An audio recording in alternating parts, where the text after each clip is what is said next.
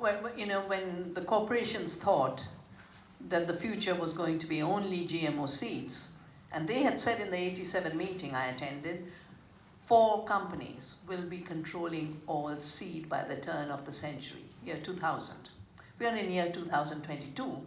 Yes, the big giants control 60% of the commercial seeds, but 40% is still in our hands. And the beauty about seed that I've learned in these last 4 decades of working is seed is generous. Seed multiplies. And every time we are made to feel worried because non-renewable seeds don't multiply, we should turn to the real seed. Now, what's at stake, what's at issue? We built the movements through the biosafety regulation, the international, the national, the regional, the Cartagena Protocol. Christina is, I think, still active on these issues.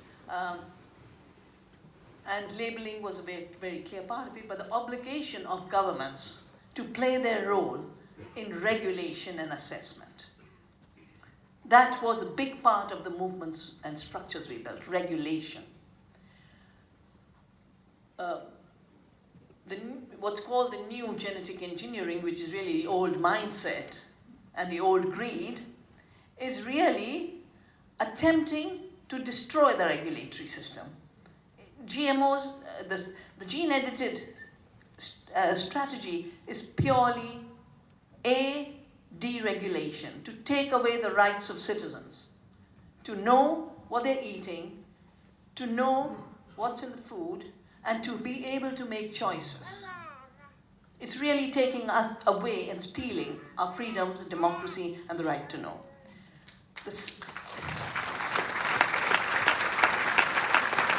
But I think the second, even more serious threat is an ontological threat. Sarah talked about the fact that we've got to defend nature. When about 5 years ago, gene editing was pushed, and Bill Gates financed both the universities in America, the Berkeley University, as well as the Cambridge Institute. And then when they fought about patent priority, he financed both for the legal fight. Because it didn't matter who won, because he controlled so much of the patent. He actually has a company with other investors called Editas.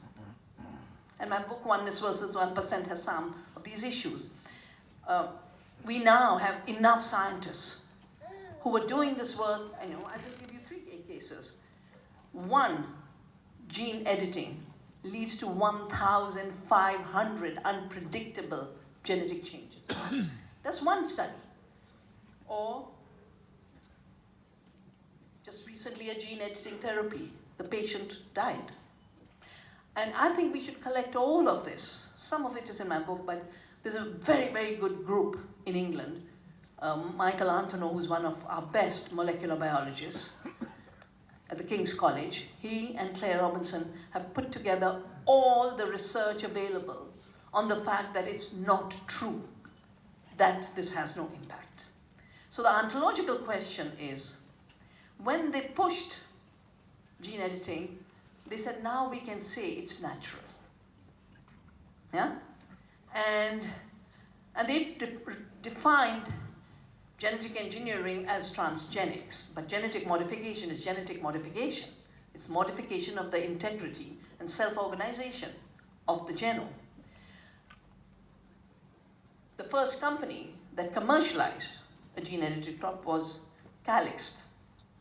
And this was going to be the future. I think a month ago, they went bust. So we really need to be looking at the constant failures and definitely for us as a movement, build the recognition that this is not as nature works.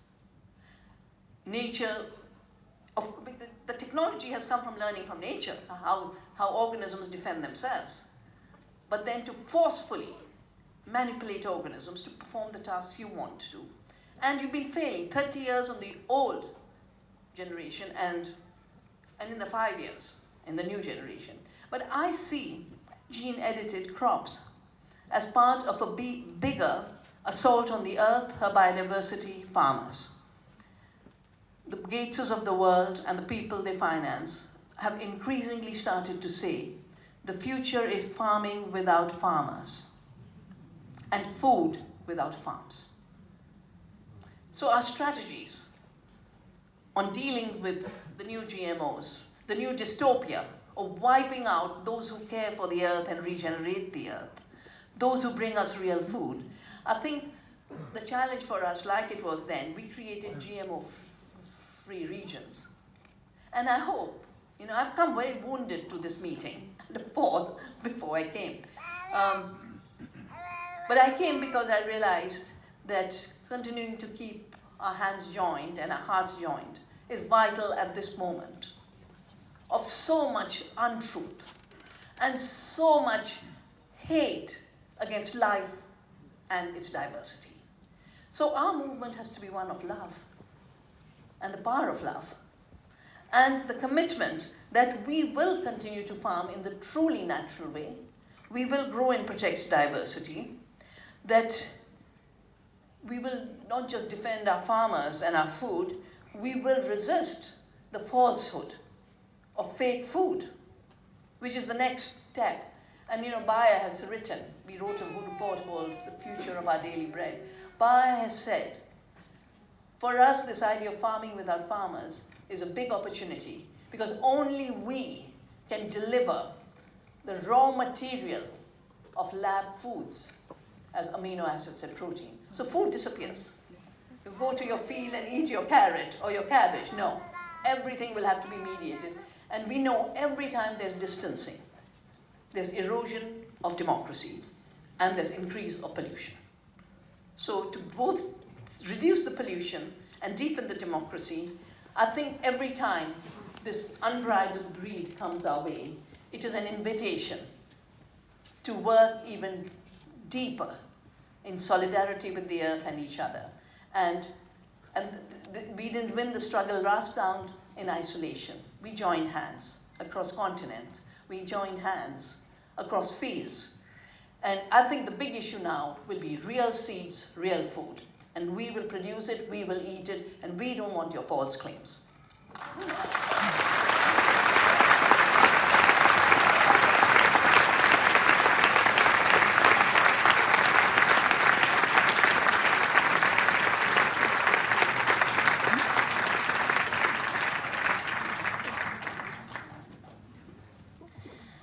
Ich erinnere mich an das Treffen, das ich bereits erwähnt hatte, 1987, bei dem sich die 4 großen multinationalen Konzerne trafen und sagten, sie wollen das Saatgut kontrollieren.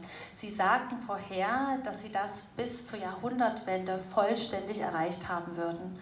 Wenn wir uns jetzt die Zahlen ansehen, dann sehen wir, dass sie tatsächlich 60% kontrollieren mit GVOs, aber wir immer noch 40% des Saatgutes in unseren Händen haben. Ich habe auch in meinem Leben gelernt, dass das Saatgut großzügig ist und sich vermehrt. Was steht auf dem Spiel? Wir haben diese Bewegung zusammen geschaffen. Wir haben uns dafür eingesetzt. Es wurden Abkommen geschlossen, zum Beispiel zum Thema Biosicherheit, zum Thema Regulierung und auch das Cartagena-Protokoll.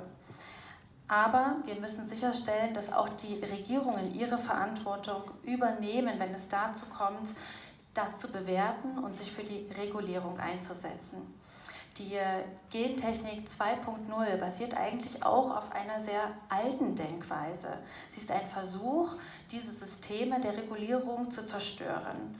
Die Ziele von GVO sehe ich darin, die Menschen zu entrechten, ihnen das Recht zu nehmen auf eine Demokratie, auf die Freiheit, das Recht zu wissen, was sie essen und eigentlich auch eine Entscheidung zu treffen, was sie essen wollen. Zweitens, Sarah hat es ja bereits erwähnt, die Verteidigung der Natur. Vor 5 Jahren hat Bill Gates die 2 wichtige Universitäten unterstützt in den USA, finanziell Berkeley und das Cambridge Institute, und hat sie einerseits bei der Forschung zum Thema GVO unterstützt und auch später, als es zum Rechtsstreit um die Patentierung dafür ging. Ich habe darüber auch in meinem Buch Einstein versus das 1% geschrieben. Es gibt weitere interessante Studien, zum Beispiel beim Thema Genom-Editing. Eine Studie zeigt, dass eine Veränderung in einem Genom zu 1500 unvorhersehbaren genetischen Veränderungen führen. Und in einer zweiten Studie wurde gezeigt, dass ein Patient, der mit solch einem genomeditierten Medikament behandelt wurde, tatsächlich verstorben ist. Der bekannte Molekularbiologe Michael Ottenham und seine Kollegin haben hier sehr interessante Forschung zu diesem Thema angestellt und gezeigt, dass Genomediting tatsächlich negative Folgen hat und es nicht stimmt, dass so etwas nicht existieren würde. Die Firmen, die Genomediting unterstützen, argumentieren immer, dass das etwas ganz Natürliches wäre. Das sehe ich aber nicht so, denn genetische Veränderungen sind niemals natürlich, denn sie zerstören die Integrität des Genoms. Die erste Firma, die GVOs kommerzialisierte, war Calyxt. Ich glaube, vor einem Monat ist diese Firma bankrott gegangen. Wir sehen also, dass GVOs immer wieder scheitern. Und was wir brauchen, ist ein stärkeres Bewusstsein dafür, dass das nicht natürlich ist und das entspricht nicht der Art und Weise, wie unsere Natur funktioniert. Die Technologien, die entwickelt wurden, basieren ja tatsächlich auch auf natürlichen Wirkmechanismen. Ich sehe Genomediting und die Pflanzen, die da produziert werden, als einen Angriff auf unsere Erde und auf unsere Landwirtinnen und Landwirte. Bill Gates und die anderen Bill Gates dieser Welt hat einmal gesagt, dass die Zukunft in einer Landwirtschaft ohne Landwirtinnen und Landwirte besteht und dass die Zukunft der Ernährung eine Ernährung ohne Bauernhöfe und Farms sein wird. Für mich ist das eine Dystopie. Die Herausforderung sehen wir hier also ganz klar. Wir haben uns in der Vergangenheit für GVO-freie Regionen eingesetzt. Ich bin heute hier und Sie haben sicherlich gesehen, ich bin gestürzt, ich bin etwas verletzt, aber ich bin trotzdem hier, weil es so wichtig ist, dass wir uns in diesen Zeiten die Hand reichen und uns diesem Hass gegen die Erde, gegen die Natur entgegenstellen mit Liebe. Das sollte unsere Bewegung dominieren. Wir müssen die biologische Vielfalt unterstützen, unsere Ernährung, aber auch unsere Landwirtinnen verteidigen, sie schützen und uns gegen dieses künstliche Essen wehren. Bayer unterstützt auch diesen Ansatz einer Landwirtschaft ohne Landwirtinnen und sieht das als Gelegenheit, um Essen aus dem Labor zu züchten mit künstlichen Aminosäuren und Proteinen. Wir sehen damit auch eine Erosion unserer demokratischen Entscheidungsfähigkeit und eine Zunahme der Verschmutzung. Um das zu lösen, müssen wir in Solidarität miteinander geeint sein, in Solidarität mit unserer Erde und uns gegen diese falschen Behauptungen zusammenstellen. Isn't she amazing?